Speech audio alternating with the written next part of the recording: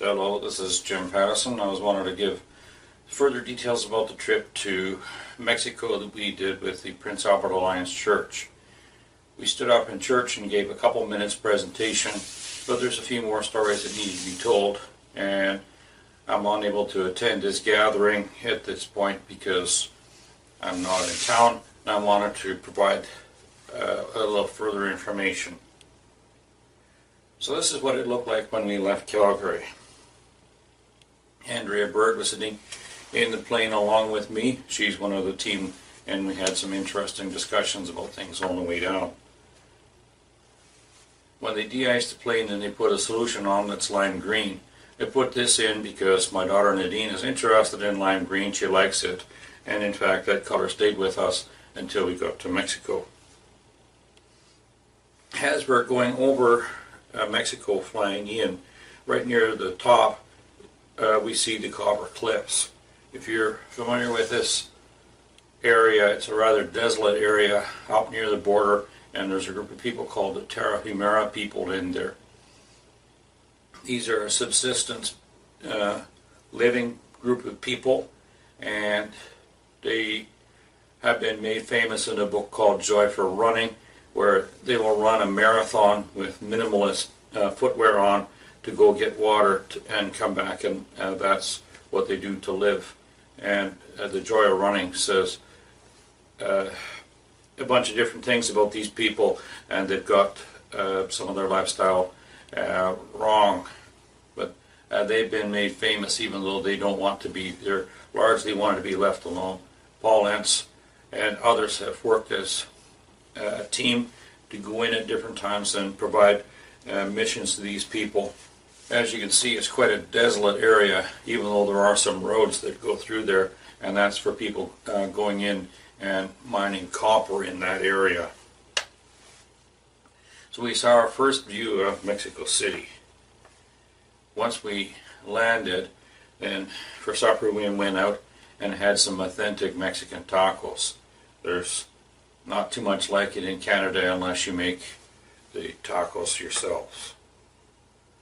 This is where we stayed. We arrived in on Good Friday, and we stayed there, and then we left for one day to go to a different place the next night.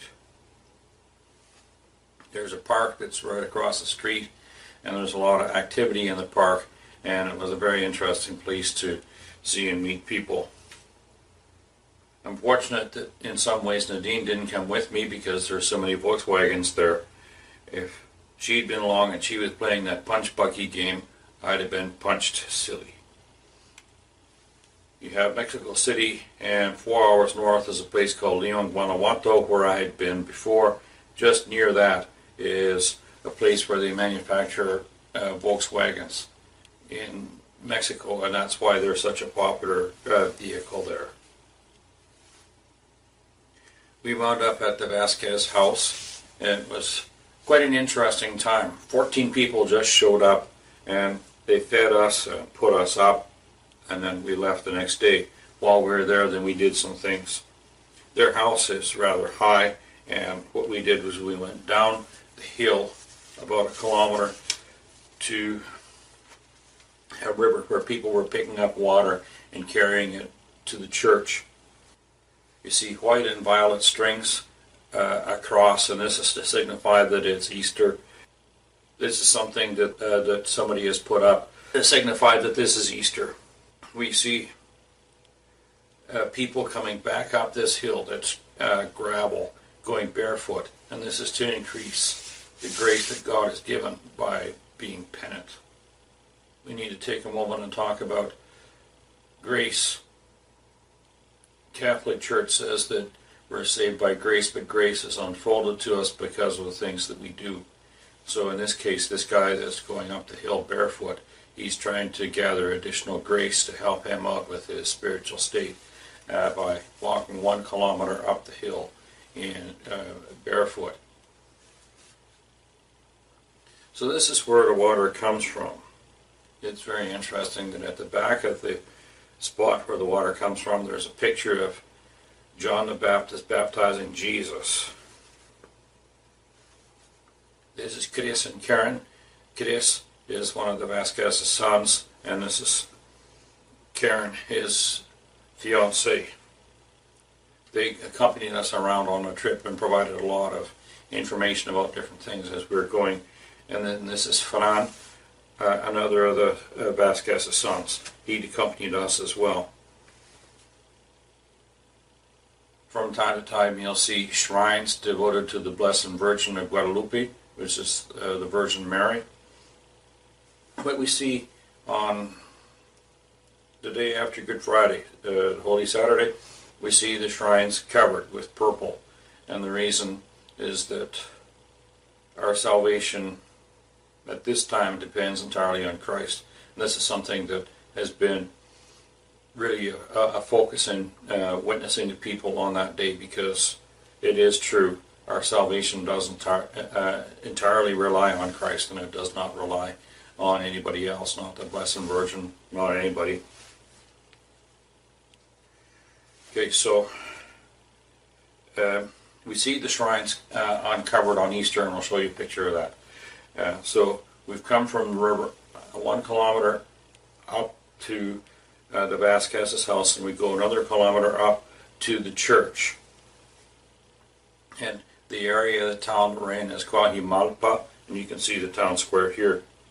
Now we see the church, which is just a little further south and a little bit east from this town square. And one of the things that you'll see is a rope on the side of the church. There'll be some plays coming a little later in the presentation, and we didn't take pictures of that. But there's Roman soldiers there, and there's going to be Judas Iscariot. Judas Iscariot is going to be hoisted up this rope and hung, as it were. He's not actually hung, but in the play that plays out, he will be hung.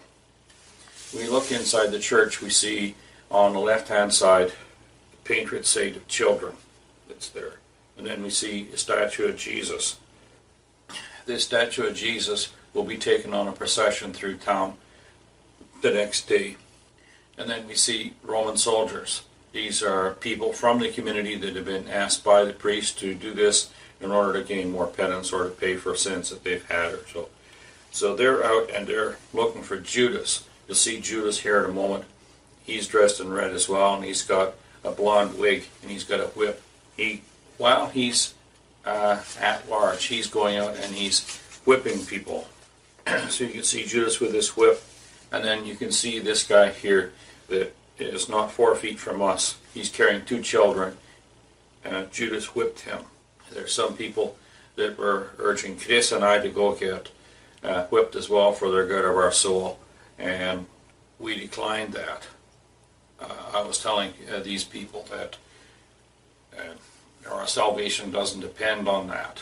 And in terms of a mark to help keep us humble, I showed him where my brace was rubbing into my leg, and I said, I've got a mark that is the same size as what you'd get for whipping, and it's just as tender, and it keeps me humble. There's kid Judases out as well, and they also do whipping. To change the subject to a more positive thing, here's a picture of Mr. Vasquez and the kitchen. The next day when we woke up, we went into town, and you can see that same shrine that I'd taken a picture of the day before, where it was covered. Now on Easter it's uncovered. There's that statue of Jesus that I showed you before. Jesus, that statue is taken on a procession through town, and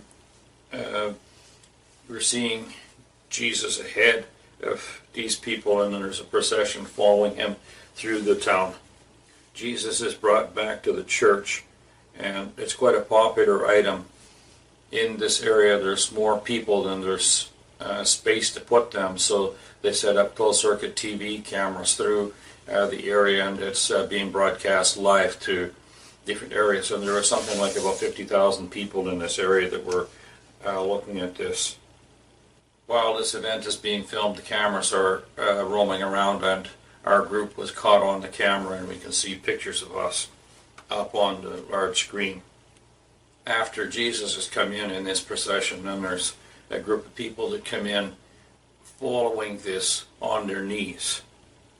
Again, this is something that they're doing to increase the grace that they have received. Once they walk in on their knees, then they walk out on their knees as well.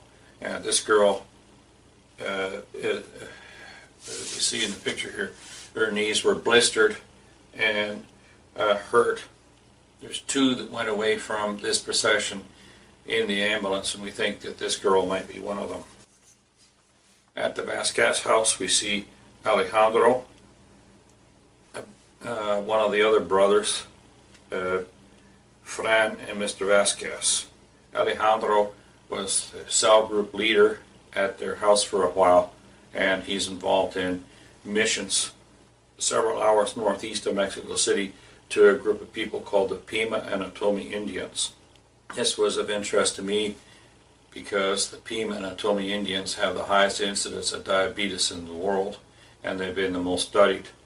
Alejandro is involved in doing missions to these people and helping them know more who God is. At the Vasquez house, I was stricken by these pine cones. You can see my cell phone case, which is about 5 inches long, beside them, and I didn't see a tree that produced these cones, but they're sitting beside the fireplace. On Monday, we went to this place called El Recobro, the Center for Recovery. Heather Hahn is the international worker that was our chief contact between El Recobro and our group. There's at present 180 ladies living there. These are basically abandoned people. They've been abandoned by their family, abandoned in a hospital or something like this. And there's no social safety net in Mexico. So these people have basically no funding to come with. So the center is run entirely by faith. The staff standardly say to the residents, don't ask us, ask Jesus for what you need. So there's one day, not too long before we were there, they had asked for some sugar. Couldn't they have some sugar? And don't ask us, ask Jesus. So the group of them got together and prayed. And 2 days later, there's a truck that came and knocked at the door. Well, a man that was driving the truck knocked at the door, and he said he had some sugar for them. They had 2 tons of sugar. When we got there, several of us took turns giving our testimonies. I was one, and a devotion. After that, then there was a time of praise, an exercise that we did, and the ladies peeled off into 2 groups. One was doing sewing, and one was doing cooking, and the people that remained behind, the men led the high-impact aerobics. When aerobics was done, then we were taken on a tour of the facilities, and here you see the courtyard. You can see that the rooms are 3 stories tall, and there's partially enclosed area on the upper floors. And the reason is that there's people up there that are unstable on their feet or are epileptics, and just a simple bar across would allow them to fall down to the ground. So they put bars up to prevent this from happening. As you go a little further into the area, you'll see the therapy area on your left. There's a rudimentary therapy area. Jose, the son of the director, was the one that took us on the tour, and Jose was saying that they're looking at expanding this area, and I think that that's a good thing when you consider some of the people that they have. Next door was where the girls were baking. You can see the girls doing baking there. Some of the people that they have come from the hospital, and they have various health conditions. He's talked about people that come and have Down syndrome, and we met one girl that's 12 or 13 years old, and her legs are very weak because of cerebral palsy, it would appear, and she's unable to stand, and they're looking at trying to help her to become more able to do things to help herself, and the therapy area is one thing that they're trying to get involved in to try and help her.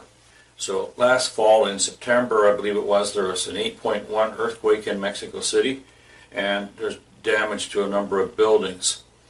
We wanted to take some of the people from Central El Recobro to a McDonald's not too far away and to have a meal there, but when we get looking at it closer, we see that the building is closed, or the restaurant is closed, because of the earthquake. To talk a little more about Centro de Recobro, one of the things that was very interesting is that there's 180 residents there, and there's 4 staff. The model is that the more able people will take care of the less able people, and it seems to work fairly effectively in the work that's going on. And the ones that we'd seen that were devoted to the children upstairs that were brought in. There was a couple of children. I mentioned one already that appeared to have cerebral palsy, and there was one other, and the residents that took care of these children were especially devoted to them and really cared about how things were going for them. If there's one wish that I could see for the Centro de Recobro, it would be increasing the ability of them to take care of the children that are coming in that are abandoned. There's only so much that they're able to do with the resources they have, and increasing the therapy area and some other things would be a real help to them. One story they had was of a Down syndrome child that came in, and it depends on who's telling the story who it is that became a Christian, whether it was the doctor's mother or it was the doctor's wife. There's a doctor that would come and take care of this Down syndrome child, and this child had heart problems and had heart surgery, and the first surgery it worked and it made a difference. And then this person, whether it's the doctor's mother or his wife, was there and taking care of the child on the days when the doctor didn't come. She came and volunteered because she was so impressed and stricken with this child and the needs that it had, and how there's kind of a gap in what they were able to do to help this child. So this lady came and was through that process that she became a Christian. This child had passed away, but they're set up to take more when they need them, and they'll just get a call from the hospital saying, "Can you come?" and they will. One other story that I needed to tell of the time there was the truck. One day we were asked, "Could you help empty this truck? It's full. We've got a truck full of stuff, have it come." It's their truck, and it's a 4-door pickup truck. We go and have a look, and they did tell the truth. It's full. So the passenger seat at the back, it's filled to the roof with pizzas, and then there's some bread shoved in this way. The roof goes like this. There's some bread shoved in this way to keep that stack of pizzas from falling over.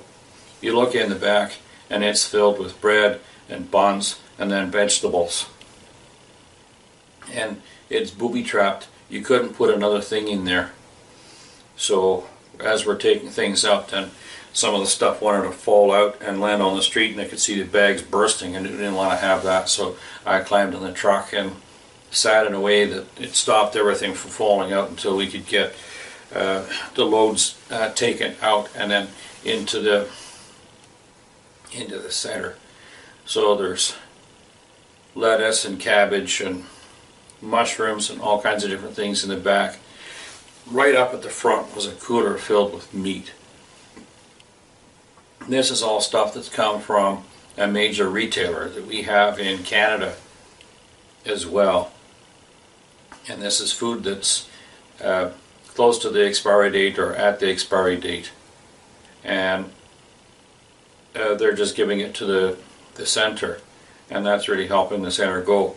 That's not a miracle in the same scale as the sugar, but I'm going to say that this requires honorable mention. I saw that truck come not once but 3 times during the week while we were there, and the fact that this is something that's ongoing is a testimony to me of what's going on there and how things are different in Mexico than they are in Canada. The Canadian company, I say, has been able to put Chicken Little on retainer. Chicken Little always talked about the sky falling, and they contact him, these companies, I say contact him, and Chicken Little says, yeah, the sky is going to fall. So if you're taking food that is beyond its best before date and you give it to somebody and they get sick, Chicken Little says they could sue you.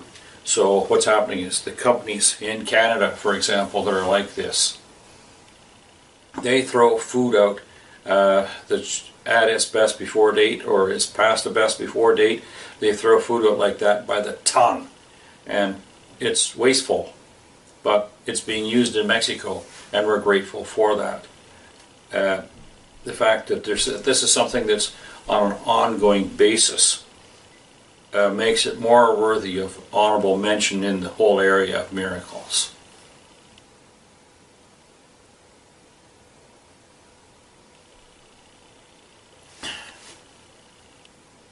On the day when we were traveling to get lunch and the McDonald's was closed, we went someplace else. We were walking through an area where the sidewalk was smashed up because of the earthquake, and I was talking to Jose about something, and I wound up hitting some uneven ground, and even though I had my ankle brace on, I went down hard, and Jose noted that, and I was in some pain. So I'd seen a sprain on my ankle with, blood showing up in one spot, and it was very strange. The next day the blood was pretty well gone. So I went back and asked Jose, had he been praying for my ankle? He says, yes, but he'd also turned it over to the girls and they'd been praying. So what's happened is there's about a 6-week gap where everything was supposed to get worse and there was supposed to be a lot more blood and yellow and everything like that. Well, the blood in 24 hours was pretty well totally gone, and my ankle has been a lot better since, and for that I'm grateful. When we're going to and from, this is the bus stop we're at, and you can see that there's a trolley bus there. It just struck me as interesting because the last place that I knew that had trolley buses was in Toronto. Toronto bought up the buses from a number of other cities that had them, and they're phasing them out. They're quiet and they're very cheap to operate if you have parts, but because the buses were made in the 1950s, parts are kind of hard to come up with. As we're going west of the Centro de Recobro to go and eat, you can see earthquake damage on a couple of the apartment buildings. You can see that there's damage done to the outside of the building and to the balconies on the apartments. Coming back to Centro de Recobro, Rosa is the director. Rosa has a very interesting testimony, and she's a lady that's hard to do justice to in just a few minutes. She's a very popular and dynamic lady, and she'd spent, I believe it was something like 27 years in prison because of crimes that she's committed. It was in there that she became a Christian. God had revealed himself to her in a very powerful way, and it was amazing how things had worked out for her. God gave her the vision to create a home like this for abandoned people, and he's come behind to help her with all the different details. She's not asking to do this because it's going to show that she's more powerful or anything like this. She's praying very much like Elijah did on Mount Carmel with the prophets of Baal. Lord, do this so that the world will know who you are. And it's working. One of the jobs that we did while we were there was replacing windows. Some of the windows were broken out because of different things, and we're replacing them. And there's a picture of Jose that's there. Jose is Rosa's son, and he was the one that was helping us or giving us the work that's needed to be done while we were there. I mentioned that we had a praise time and exercise time at the same time with devotions. Here's pictures of one of the praise times. Our last full day there, we had a boat trip in the canals. We had two boats tied together, and they took us through the canals, and we're seeing some of the sights as we were going. There's smaller boats that will pull up alongside and offer things. Here's one that was offering food. We had prepared our food, so we didn't need any. But there's another one that I've got a video of that came up, and they played marimba music for us. And there's one that came up, and they had a mariachi band had the boat, and they joined our boat, and they played us a number of songs. It was quite interesting. And when we got done, we had our last supper together in a very interesting taco and other restaurant. The food was very good, and the portions were very good as well. We see that Kim, our leader, was showing off that she had finished her cheesecake. Some people found it a problem to be able to eat the cheesecake and had to take it home in a doggy bag. I wanted to take a little more and talk about Rosa. Rosa, after she'd given her testimony at our initial time, she went around and felt led to pray for each one of us, and it wasn't, Lord, just pray for this person and bless them. It was specific things, and in my case there was a number of things that she'd prayed about that were very interesting as she was coming past, and I believe that a part of the reason that I'm sitting here in Winnipeg right now is as a result of the prayers that Rosa had offered. It's something that was on my heart, and had not said anything to the group, much less anybody in the group, and nothing to Rosa at all about this, but it was quite encouraging to me in some ways that Rosa would be able to pray about this for me while I was there, and she probably didn't even know what she was praying for. It was quite interesting.